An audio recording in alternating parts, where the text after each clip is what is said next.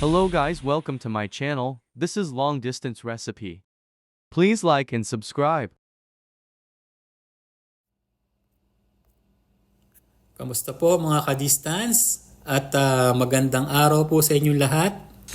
Ang first recipe natin ay special adobo. Yan po ang mga ingredients na ating kakailanganin sa ating pagluluto. Adobo po kasi tatak Pinoy yan dito sa Kuwait. Pag sinabing Filipino dish, lagi kasama ang adobo.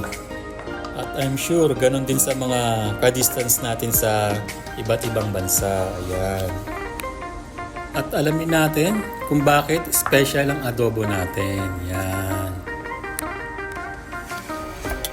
Yan na. Start na tayo. Ilagay lang natin ang lahat ng ingredients sa isang kaldero.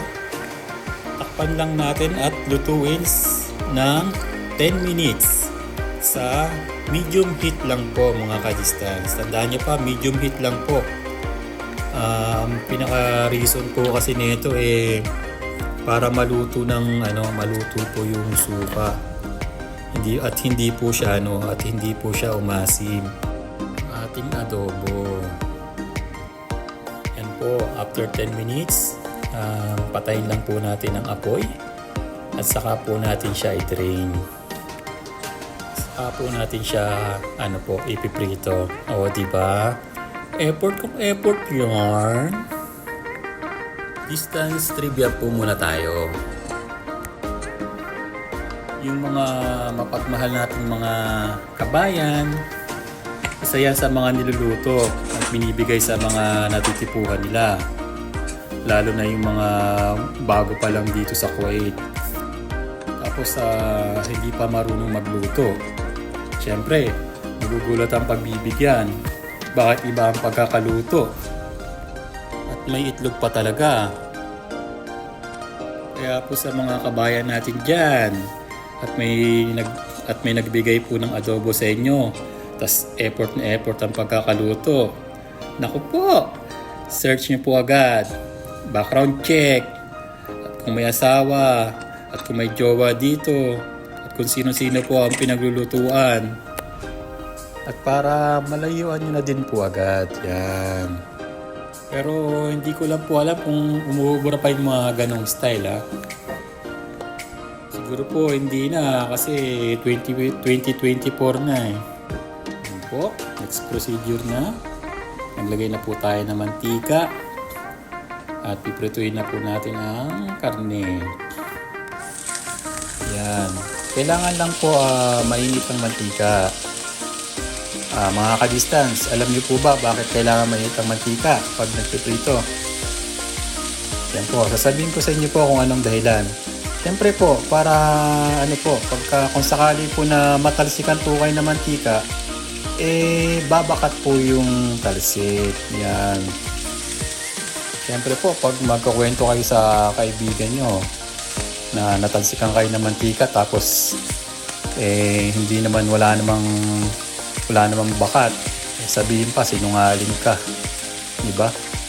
Mamaya mamarites ka pa, arti naman yun, natalsikan pero wala namang bakat. O, di ba po?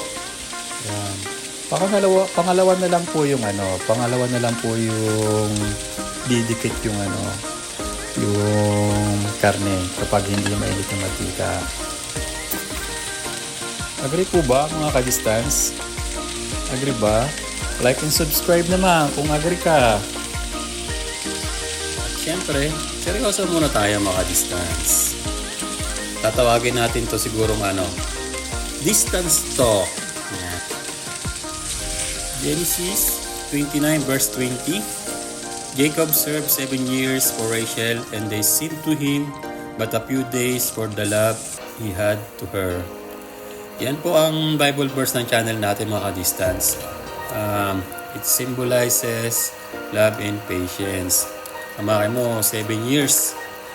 Pero parang ilang araw lang dahil sa pagmamahal na nararamdaman ni Jacob kay Rachel.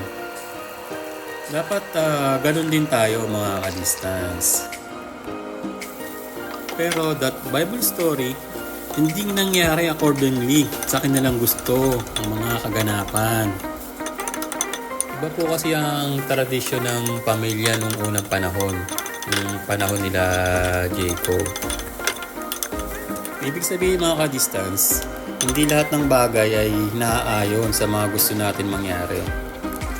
May mga problema na darating sa ating pagsasama. Pero syempre, lagi natin tatanda na pagsubok lang ng buhay yan. Parang pagluto lang ng adobo lang yan. Kailangan ng patience sa pagluluto. Pag hindi okay ang lasa, lagyan natin ng tubig at ibang sangkap para sumarap ang lasa para sa inyo. O di ba mga ka-distance, napasok pa yung adobo natin. Kaya napaka-special talaga niyan, di ba? Marami po mga eksperto, magagandang opinion, mga word of wisdom, pag-aaral tungkol sa LDR. Iisa-isain po natin yan mga ka-distance. Pero po sa ngayon, ang masasabi ko lang po ay ito. Put God in the center of your relationship. Know His promises. At magiging maayos po ang lahat. Ayan.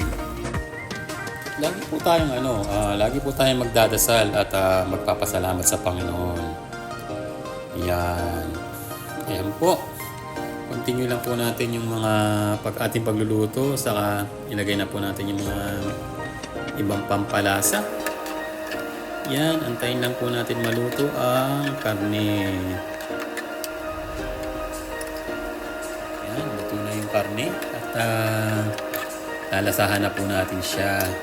Pero this time po okay na po yung lasa po para sa akin. Yan nag-okay na.